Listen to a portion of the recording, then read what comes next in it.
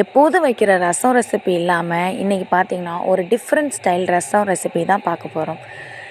ரசம்னாலே பொதுவாக நம்மளுக்கு சாப்பிடும்போது ஒரு சாப்பிட்ட ஃபீலே இருக்காது. பட் இந்த ரசத்தை ட்ரை பண்ணி பாருங்கள், ஒரு ஹோல் சாட்டிஸ்ஃபேக்ஷனே கிடைக்கும். இதுக்கு பார்த்திங்கன்னா நல்லா பழமான தக்காளியாக 2 எடுத்து நல்லா குறுக்க காம்பெல்லாம் எடுத்துகிட்டு 2ஆக அரிஞ்சு வச்சுக்கோங்க. ஒரு பாத்திரத்தில் கொஞ்சோண்டு வெந்நீர் வச்சுக்கிட்டு அதில் நம்ம தக்காளியை போட்டு நல்லா வேக விட்டுக்கலாம்.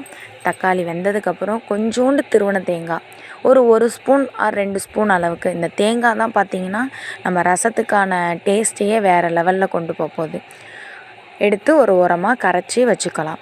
இதுக்கப்புறம் நடுவில் ஒரு எலுமிச்சம்பழம் சைஸ் புளி எடுத்து அதையும் கரைச்சி வச்சுக்கோங்க. வீடியோவில் கிளிப்பை நான் லாஸ்ட்டாக ஆட் பண்ணியிருக்கேன். இப்போது ஒரு பாத்திரத்தை வச்சு நம்ம தாளிப்பை ஸ்டார்ட் பண்ணிடலாம்.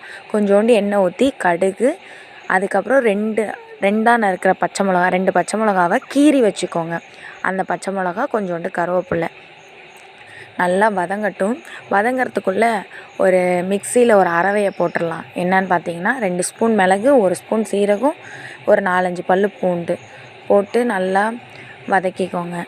அதையும் நம்ம இதோடு சேர்த்துக்கலாம். கொஞ்சோண்டு மஞ்சத்தூள், அதுக்கப்புறம் கரைச்சி வச்சுருக்க புளி தண்ணி,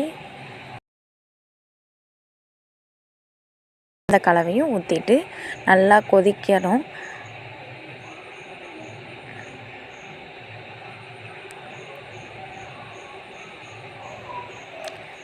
ரசத்தை பார்த்திங்கன்னா பொதுவாகவே ரொம்ப கொதிக்க விடாமல் ஒரு நார்மல் லெவலில் கொதித்ததுக்கப்புறம் நம்ம எடுத்து வச்சுருக்க அந்த தக்காளி தேங்காய் கரவையில் ஊற்றுனீங்கன்னா அவ்வளோதான். அட்டகாசமான கொஞ்சோண்டு மல்லி இலை போட்டிங்கன்னா ரசம் ரெடி. இதுக்கு ஆப்டாக பார்த்திங்கன்னா ஒரு சிக்கன் கிரேவியோ இல்லை ஒரு மட்டன் ஃப்ரையோ இல்லை ஃபிஷ் ஃப்ரையோ பண்ணிங்கன்னா டேஸ்ட்டு வேறு லெவலில் இருக்கும். மறக்காமல் ட்ரை பண்ணி பாருங்கள். பிடிச்சிருந்தா நம்ம சேனலை சப்ஸ்கிரைப் பண்ணிக்கோங்க.